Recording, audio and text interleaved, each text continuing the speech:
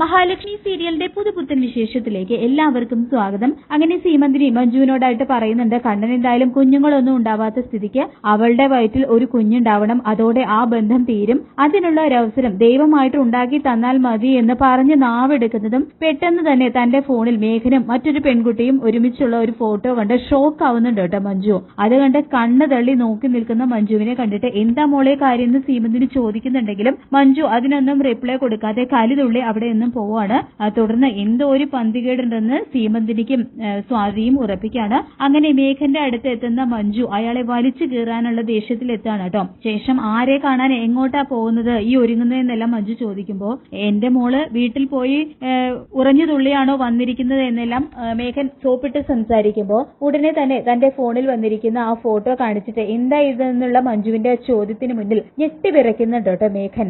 ആരാ ഇതെന്ന് മഞ്ജു ചോദിക്കുമ്പോ എനിക്കറിയില്ല, ആരുടെ പണിയാതെന്ന് പറഞ്ഞുകൊണ്ട് ഒഴിഞ്ഞു മാറാൻ നോക്കുകയാണ് മേഘൻ ചെയ്യുന്നത്. തുടർന്ന് ഇത് ആരോ എന്നെ ചതിക്കാൻ വേണ്ടി മനഃപൂർവ്വം ചെയ്ത പണിയാണെന്നെല്ലാം മേഘൻ പറയുന്നുണ്ട് കേട്ടോ. ഇത് കേൾക്കുന്ന മഞ്ജു ഒരിക്കലും അല്ല, പെൺവിഷയത്തിൽ നിങ്ങൾ കുഴപ്പക്കാരനാണെന്ന് പഠിക്കുന്ന കാലം മുതലേ എനിക്കറിയാം, എങ്കിലും അതൊക്കെ ചെറുപ്പകാലത്തുള്ള കാര്യങ്ങളാണെന്ന് കരുതിയാണ് ഞാൻ വിട്ടുകളഞ്ഞത്. പക്ഷേ എനിക്ക് ഇപ്പൊ അറിയണം ഇവൾ ആരാണെന്ന് മഞ്ജു വീണ്ടും ചോദിക്കുമ്പോൾ നമ്മുടെ കുടുംബജീവിതം കുളന്നോണ്ടാൻ വേണ്ടിയിട്ട് ആരോ ചെയ്ത പണിയാതെന്ന് പറഞ്ഞുകൊണ്ട് മേഘൻ മഞ്ജുവിനെ കൺവിൻസ് ചെയ്യാനൊക്കെ ശ്രമിക്കുന്നുണ്ട് കേട്ടോ. തുടർന്ന് മഞ്ജു പറയുന്നുണ്ട്, മഹാലക്ഷ്മി എന്ന എന്റെ ഏട്ടത്തി നിങ്ങളുടെ സ്വഭാവത്തെ പറ്റി ഒരുപാട് പറഞ്ഞതാണ്, എന്നിട്ട് ഞാൻ അതൊന്നും വിശ്വസിച്ചില്ല എന്ന് പറയുമ്പോൾ ഇതും വിശ്വസിക്കരുതെന്ന് പറയുന്നുണ്ട് കേട്ടോ മേഘൻ. ഇപ്പോൾ സീമന്തിനിയും സ്വാതിയും ആണെങ്കിൽ ഇതൊക്കെ കേട്ട് ഞെട്ടലോടെ നോക്കി നിൽക്കുന്നുണ്ട്. പലതും കൂട്ടി വായിക്കുമ്പോൾ ഇതാരും മനഃപൂർവ്വം ക്രിയേറ്റ് ചെയ്ത ഫോട്ടോ അല്ല എന്ന് ചിന്തിക്കാനുള്ള സാമാന്യ ബുദ്ധിയൊക്കെ എനിക്കുണ്ട്. കണ്ണേട്ടന്റെ കല്യാണം കഴിഞ്ഞതിന് ശേഷം മേഘേട്ടൻ എന്തിനാണ് മുങ്ങി നടന്നത്, മഹാലക്ഷ്മിക്ക് മുഖം കൊടുക്കാതിരുന്നത് എന്നെല്ലാമുള്ള മഞ്ജുവിന്റെ ചോദ്യങ്ങൾക്ക് മുൻപിൽ ആകെ ഭയന്ന് വിറയ്ക്കുന്നുണ്ട് കേട്ടോ മേഘൻ. എന്നിട്ട് അതിന്റെ കാരണം ഞാൻ പറഞ്ഞല്ലോ മോളെ എന്നൊക്കെ മേഘൻ പറഞ്ഞ് കൺവിൻസ് ചെയ്യാൻ ശ്രമിക്കുന്നുണ്ടെങ്കിലും അതൊക്കെ ഞാൻ കണ്ണടച്ച് വിശ്വസിച്ചു. പക്ഷെ ഇപ്പൊ അവര് പറഞ്ഞതെല്ലാം ശരിയാണെന്ന് ഉറപ്പിക്കേണ്ട അവസ്ഥയാണെന്ന് പറഞ്ഞുകൊണ്ട് മഞ്ജു അവിടെയായിട്ട് മേഘനെ വലിച്ചു കയറുന്നുണ്ട് കേട്ടോ. ഇതേ സമയം എന്താ പ്രശ്നം എന്ന് സീമന്തിനി ചോദിക്കുമ്പോ ആ ഫോട്ടോ മഞ്ജു സീമന്തിനിയെ കാണിക്കാനായിട്ട് ശ്രമിക്കുന്നുണ്ടെങ്കിലും അത് തടഞ്ഞുകൊണ്ട് നീ ഈ ഫോട്ടോ ആരെയും കാണിക്കരുതെന്ന് പറയുന്നുണ്ട് കേട്ടോ മേഘൻ. എന്താ കാണിച്ച് സ്വന്തം അമ്മയല്ലേ എന്ന് പറഞ്ഞുകൊണ്ട് മേഘന്റെ കൈ തട്ടി മാറ്റി മഞ്ജു ഇതാ നോക്ക് മോന്റെ ലീലാവിലാസങ്ങൾ എന്ന് പറഞ്ഞുകൊണ്ട് ആ ഫോട്ടോ സീമന്തിനിയെ കാണിച്ചു കൊടുക്കാണ്. ആരോ ഞാനും ഇവളും തമ്മിലുള്ള ബന്ധം തകരാൻ വേണ്ടിയിട്ട് കമ്പ്യൂട്ടറിന്റെ സഹായത്തോടു കൂടി ഉണ്ടാക്കി അയച്ചു കൊടുത്തതാണ്, അല്ലെങ്കിൽ ഇവളുടെ മൊബൈലിലേക്ക് തന്നെ ഇത് അയച്ചു കൊടുക്കുമെന്നെല്ലാം മേഘൻ ചോദിക്കുന്നുണ്ട് കേട്ടോ സീമന്തിനിയോട്. ഞങ്ങളുടെ കല്യാണം കഴിഞ്ഞത് ഇവൾ എങ്ങനെയോ അറിഞ്ഞു, അതുകൊണ്ടാണ് എന്റെ ഫോണിലേക്ക് അയച്ചു തന്നതെന്ന് മഞ്ജുവും പറയുന്നുണ്ട്. ശേഷം ആരാടെ പെൺകൊച്ചെന്ന് സീമന്തിനി ചോദിക്കുമ്പോ ഇന്നത്തെ കാലത്ത് മോർഫ് ചെയ്ത് ഇതുപോലത്തെ ഫോട്ടോസ് ഒക്കെ ഉണ്ടാക്കിയെടുക്കാൻ പറ്റും എന്നൊക്കെ പറഞ്ഞുകൊണ്ട് കള്ളം പറഞ്ഞ് പിടിച്ചു നിൽക്കാനൊക്കെ മേഘൻ ശ്രമിക്കുന്നുണ്ടെങ്കിലും കല്യാണം കഴിഞ്ഞതിന് ശേഷം ഒരു സ്വസ്ഥതയില്ല. സ്വന്തം കുടുംബജീവിതം നന്നാക്കാൻ ശ്രമിക്കാതെ മേഘേട്ടൻ മറ്റുള്ളവരുടെ കുടുംബജീവിതം കുളം തോട്ടാൻ ശ്രമിക്കുകയാണെന്നെല്ലാം മഞ്ജു മേഘനെ കുറ്റപ്പെടുത്തി പറയുമ്പോൾ അത് നിനക്കുകൂടി വേണ്ടിയാണ് കണ്ണനും മഹാലക്ഷ്മിയും വേർപിരിയണമെന്ന് നീയും ആഗ്രഹിച്ചിട്ടില്ലേ എന്ന് സീമന്തിനി ചോദിക്കുമ്പോൾ സ്വത്തും പണവും ഒക്കെ കിട്ടിക്കഴിഞ്ഞിട്ട് എനിക്ക് എന്റെ സ്വന്തം ഭർത്താവിനെ നഷ്ടപ്പെട്ടാലോ, അങ്ങനെ ഒരു ജീവിതം കൊണ്ട് എന്ത് പ്രയോജനം എന്ന് ചോദിച്ചുകൊണ്ട് ഉറഞ്ഞുതുള്ളാണ് കേട്ടോ മഞ്ജു. ഇതിന്റെ പിന്നിൽ കണ്ണനും മഹാലക്ഷ്മിയും തന്നെയായിരിക്കും. നീ അവരുടെ അടുത്ത് പോയിട്ട് വന്നതിന് ശേഷമല്ലേ നിന്റെ ഫോണിലേക്ക് ഈ ഫോട്ടോ വന്നത്. കണ്ണൻ ഒരു ബിസിനസ്സുകാരൻ മാത്രമല്ല, ഒരു വക്കീലും കൂടിയാണ്.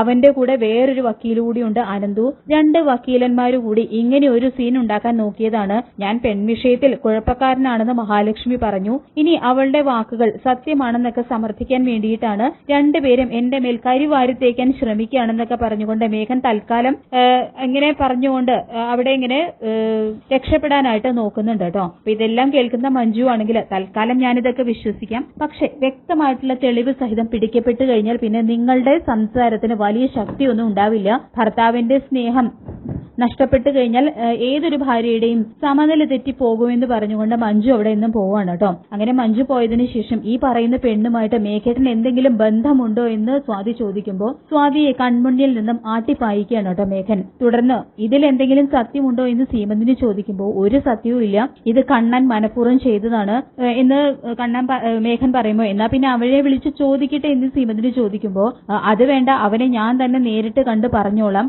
അവനോ ഒരു നല്ല ജീവിതമില്ല, അപ്പൊ മറ്റുള്ളവരുടെ ജീവിതം കൂടി തകർക്കാൻ നോക്കുകയാണെന്നൊക്കെ പറയുന്നുണ്ട് കേട്ടോ മേഘൻ. അതിനുശേഷം എടി മാനസേ, നീ എന്ത് പണിയാടി ചെയ്തത്?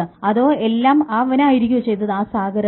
അതോ ഇനി ഞാൻ സംശയിച്ചതുപോലെ കണ്ണൻ തന്നെയായിരിക്കോ ഇതിന്റെ പിന്നിൽ എന്നെല്ലാം മേഘന്റെ മനസ്സിൽ പല സംശയങ്ങളും വരുന്നുണ്ട്. പിന്നീട് മേഘൻ സാഗറിനെ വിളിക്കുകയാണ് കേട്ടോ. അപ്പോ മേഘന്റെ കോള് കാണുന്നതും എന്തിനാണാവോ വൃത്തികെട്ടൻ വിളിക്കുന്നത് എന്ന് പറഞ്ഞുകൊണ്ട് കോൾ അറ്റൻഡ് ചെയ്യാണ് സാഗർ. തുടർന്ന് നിനക്കോ ഒരു ജീവിതം ഇല്ല, അതുകൊണ്ടാണോടാ നീ എന്റെ ജീവിതം കൂടി തകർക്കാൻ നോക്കുന്നത് എന്നെല്ലാം മേഘൻ ചോദിക്കുമ്പോ എന്താ സാറേ കാര്യം എന്ന് സാഗർ ചോദിക്കുമ്പോ എന്റെ ചില ബന്ധങ്ങളെ കുറിച്ച് നിനക്കറിയാം, അതൊക്കെ നീ കുത്തിപ്പൊക്കി എന്റെ കുടുംബജീവിതം കുളം തോണ്ടാൻ നോക്കുകയാണോ എന്നെല്ലാം മേഘൻ ചോദിക്കുമ്പോ സാർ എന്തൊക്കെയാ പറയുന്നത്, എനിക്ക് മനസ്സിലാവുന്നില്ല എന്ന് പറയുന്നു സാഗര. നീ എന്തിനാ മഞ്ജുവിന്റെ ഫോണിലേക്ക് ഞാനും മാനസയും തമ്മിലുള്ള ഫോട്ടോ അയച്ചു കൊടുത്തത് എന്നും മേഘൻ ചോദിക്കുന്നുണ്ട്. അപ്പൊ ഇതെല്ലാം മറഞ്ഞു നിന്നുകൊണ്ട് ഈ സംസാരങ്ങളെല്ലാം മഞ്ജു കേൾക്കാൻ ഇടയാവുന്നുണ്ട് കേട്ടോ. അപ്പോ മേഘന്റെ നാവിൽ നിന്ന് തന്നെ എല്ലാ സത്യങ്ങളും മനസ്സിലാക്കുന്ന മഞ്ജു ശരിക്കും തകർന്നു പോകുന്നുണ്ട്. അപ്പൊ എനിക്കൊന്നും അറിയില്ല എന്നെല്ലാം സാഗർ പറയുന്നുണ്ടെങ്കിലും നീ എന്നെ മണ്ടനാക്കാൻ നോക്കരുതെന്ന് മേഘനും പറയുന്നുണ്ട്. സാർ എന്നെ വന്ന് തല്ലിക്കോ, പക്ഷെ ചെയ്യാത്ത കാര്യങ്ങള് ഏറ്റു പറയാനായിട്ട് എനിക്ക് പറ്റില്ല എന്ന് പറഞ്ഞുകൊണ്ട് ഫോൺ കട്ട് ചെയ്യാണ് കേട്ടോ സാഗർ ചെയ്യുന്നത്.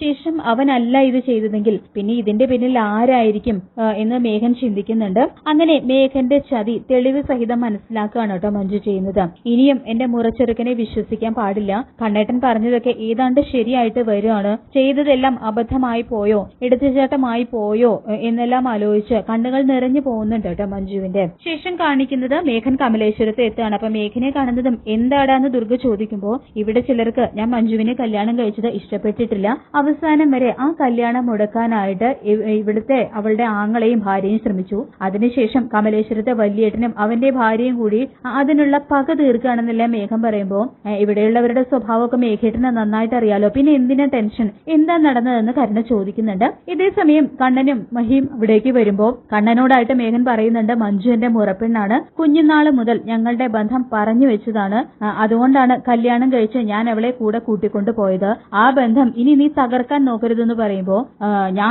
ഞാനൊന്നും തകർക്കാൻ നോക്കിയിട്ടില്ല എന്ന് പറയുന്നുണ്ട് കേട്ടോ കണ്ണൻ. നീ അവളെ കല്യാണം കഴിച്ചു കൊണ്ട് പോയിട്ടുണ്ടെങ്കിൽ ഇനി അവളെ നന്നായി നോക്കേണ്ട ഉത്തരവാദിത്തം നിനക്കാണെന്നും കണ്ണൻ പറയുന്നുണ്ട്. അത് ഞാൻ നന്നായിട്ട് ചെയ്യുന്നുണ്ട്, പക്ഷെ നീ ഒരു വൃത്തികെട്ട കളി കളിക്കരുത് എന്ന് മേഘൻ പറഞ്ഞുകൊണ്ട് കണ്ണന്റെ നേരെ മേഘൻ വിരൽ ചൂണ്ടുന്നുണ്ട് കേട്ടോ. ഞാൻ അങ്ങനെ വൃത്തികെട്ട കളി കളിക്കാറില്ല എന്ന് കണ്ണനും ഉരുളക്കുപ്പേരി പോലെ മേഘനും മറുപടി കൊടുക്കുന്നുണ്ട്. തുടർന്ന് മഹാലക്ഷ്മിയെ കുറ്റപ്പെടുത്തി മേഘൻ സംസാരിക്കുമ്പോ മേഘൻ പറഞ്ഞതിലും കാര്യമുണ്ട്, നീ ഇവളെ കെട്ടിക്കൊണ്ട് വന്നതിന് ശേഷം സ്വന്തം പെങ്ങളെ പോലെ നീ മറന്നു എന്ന് പറയുമ്പോ ഞാൻ എന്റെ പെങ്ങളെ മറന്നിട്ടില്ല, ഇവനെ കല്യാണം കഴിക്കരുതെന്ന് മാത്രമേ ഞാൻ അവളോട് പറഞ്ഞിട്ടുള്ളൂ എന്നെല്ലാം കണ്ണൻ പറയുമ്പോ എന്നെ അറിയാവുന്നത് കൊണ്ട് എന്റെ താലി മതി എന്ന് തന്നെ അവള് വാശി പിടിച്ചു, പക്ഷെ അതൊരു വാശിയായി നിൽക്കുന്നത് കൊണ്ട് തന്നെ ഞങ്ങളുടെ ബന്ധം തകർക്കാനാണ് നീ നോക്കുന്നത് എന്നെല്ലാം പറയുമ്പോ അങ്ങനെയുള്ള നാണം കെട്ട് കളി കളിക്കാൻ താനല്ല കണ്ണൻ എന്ന് മഹി നല്ല മറുപടി തന്നെ മേഘന് കൊടുക്കുന്നുണ്ട് കേട്ടോ. ഇവൻ ഏറ്റവും മാന്യമായിട്ടുള്ള ഒരു ചെറുപ്പക്കാരനായിരുന്നു, ഇവനെ നീ ഈ വിധത്തിലാക്കി മാറ്റിയത് നീ ഒറ്റ ഒരുത്തിയാണ്, ഇവനിപ്പോ പഴയ കണ്ണനല്ല, ഇപ്പൊ ഞങ്ങളുടെ മുന്നിൽ ഇരിക്കുന്നതെല്ലാം ദുർഗ മഹിയെ കുറ്റപ്പെടുത്തി സംസാരിക്കുമ്പോൾ ദുർഗയോട് നിർത്തുന്ന് പറഞ്ഞുകൊണ്ട് പൊട്ടിത്തെറിക്കുന്നുണ്ട് കേട്ടോ കണ്ണൻ. തുടർന്ന് നീ ചാടി ഓടി വന്ന് ഞങ്ങളെ ഇങ്ങനെ കുറ്റപ്പെടുത്തുന്നതിന് പകരം എന്താ സംഭവിച്ചതെന്ന് പറയാൻ കണ്ണൻ ആവശ്യപ്പെടുമ്പോ ഏത് തരത്തിലാ നിന്നെയും മഞ്ജുവിനെയും തകർക്കാനായിട്ട് ഞാൻ ശ്രമിച്ചത് എന്നെല്ലാം കണ്ണൻ ചോദിക്കുമ്പോ ഇനി നടന്നതെല്ലാം പറഞ്ഞു കഴിഞ്ഞാൽ തെറ്റ് ചെയ്തവരൊക്കെ അത് സമ്മതിച്ചു തരുമോ എന്ന് മേഘൻ ചോദിക്കുമ്പോ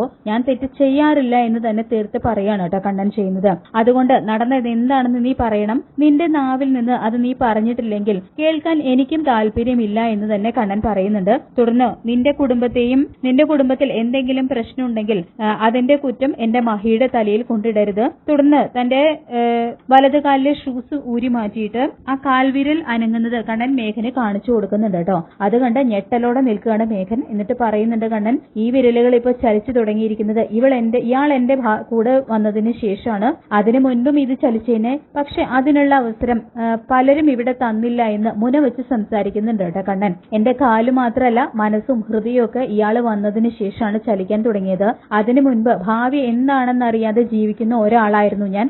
തുടർന്ന് എന്നെ എന്ത് വേണമെങ്കിലും പറഞ്ഞാലും ശരി, മഹി ഇവിടെ ആരും താറടിച്ച് സംസാരിക്കാനായിട്ട് ശ്രമിക്കരുത്, എന്നെ പോലെ തന്നെ ഈ വീടും കമ്പനിയിലൊക്കെ ഇയാൾക്കും അധികാരമുണ്ട്, അതുകൊണ്ട് എല്ലാവരും എങ്ങനെയാണോ കാണുന്നത് അതുപോലെ തന്നെ ഇയാളും കാണണം. തുടർന്ന് മേഘനോടായിട്ട് കണ്ണൻ വീണ്ടും പറയുന്നുണ്ട്, നീ നിന്റെ മുറപ്പെണ്ണിനെ കല്യാണം കഴിച്ചു, ഇനി ആ ബന്ധം നന്നായിട്ട് കൊണ്ടുപോകേണ്ടത് നിന്റെ മാത്രം ഉത്തരവാദിത്വമാണ്. അവിടെ എന്തെങ്കിലും അലോസരം ഉണ്ടായിട്ടുണ്ടെങ്കിൽ ഇങ്ങോട്ട് ഓടി വന്ന് ഞങ്ങളെയൊക്കെ കുറ്റപ്പെടുത്തി നോക്കിക്കഴിഞ്ഞാൽ അതൊക്കെ കണ്ടും കേട്ടും നിൽക്കാനായിട്ട് കയ്യും കെട്ടി നോക്കി നിൽക്കാൻ ഇവിടെ ആരും നിൽക്കില്ല എന്നെല്ലാം കണ്ണൻ നല്ല മറുപടി, വായടപ്പിച്ച മറുപടി തന്നെ മേഘന് കൊടുക്കുന്നുണ്ട് കേട്ടോ. നിന്റെ കുടുംബത്തിൽ എന്തെങ്കിലും പ്രശ്നം ഉണ്ടായിട്ടുണ്ടെങ്കിൽ അതിന്റെ ഉത്തരവാദി നീ തന്നെ ആയിരിക്കുമെന്നും കണ്ണൻ പറയുന്നുണ്ട്. ഇത്രയും പറഞ്ഞതിന് ശേഷം മഹിയെയും വിളിച്ചുകൊണ്ട് കണ്ണൻ പോകുന്നുണ്ട് കേട്ടോ. ശേഷം എന്താ മേഘേട്ട പ്രശ്നം ഉണ്ടായതെന്ന് കരുണ ചോദിക്കുമ്പോ മഞ്ജുവിന്റെ ഫോണിലേക്ക് ഏതോ ഒരു പെണ്ണിന്റെ പടം അയച്ചു കൊടുത്തു.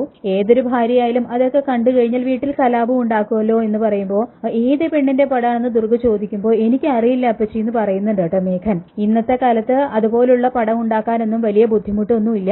മഞ്ജു അത് കണ്ടതിന് ശേഷം ഇല്ലാത്ത പ്രശ്നങ്ങൾ ഉണ്ടാക്കുകയാണെന്ന് പറയുമ്പോൾ ഞാൻ അവളോട് സംസാരിക്കാം എന്ന് പറയുന്നുണ്ട് കേട്ടോ ദുർഗ. ആ പോയ രണ്ടുപേരും പ്രതികാരം തീർക്കുകയാണ്, നിങ്ങളെ രണ്ടുപേരെയും വേർപിരിക്കാനായിട്ടെന്നെല്ലാം കരുണ പറയുന്നുണ്ട് കേട്ടോ മേഘനോട്. ഞാൻ ജീവിച്ചിരിക്കുമ്പോ നിങ്ങളെ രണ്ടുപേരെയും രണ്ട് വഴിക്കാക്കാൻ ആരെയും ഞാൻ സമ്മതിക്കില്ല എന്ന് ദുർഗ പറയുമ്പോ രണ്ട് വഴിക്ക് പോകേണ്ടവർ ആ പോയ രണ്ടുപേരുമാണ്. അതിനു വേണ്ടിയിട്ട് നമ്മൾ പലതും ചെയ്തു, പക്ഷെ വിജയിച്ചില്ല. കരുണയുടെ അച്ഛനെയും എന്റെ അച്ഛനെയും തല്ലിച്ചതച്ചവനെ അവൻ കോടതിയിൽ നിന്ന് രക്ഷിച്ചു. അതിനുള്ള ശിക്ഷ രണ്ടിന് ഞാൻ കൊടുത്തിരിക്കുമെന്നും മേഘൻ പറയുന്നുണ്ട് കേട്ടോ. അങ്ങനെ മേഘന്റെ ആ ചതി തെളിവ് സഹിതം മനസ്സിലാക്കുന്ന മഞ്ജു ആണെങ്കിൽ ഇനി എന്ത് തീരുമാനമായിരിക്കും എടുക്കാൻ പോകുന്നത് എന്നുള്ള കാര്യങ്ങളൊക്കെ നമുക്ക് വരുന്ന എപ്പിസോഡുകളിൽ അറിയാനായിട്ട് പറ്റും. അങ്ങനെ മഹാലക്ഷ്മി സീരിയലിന്റെ വളരെ ത്രില്ലിംഗ് ആയിട്ടുള്ള എപ്പിസോഡുകളാണ് വരാനായിട്ട് പോകുന്നത്. ഈ റിവ്യൂ ഇഷ്ടപ്പെട്ടെങ്കിൽ ലൈക്ക് ചെയ്യുക, ചാനൽ കൂടി ഒന്ന് സബ്സ്ക്രൈബ് ചെയ്യുക. താങ്ക്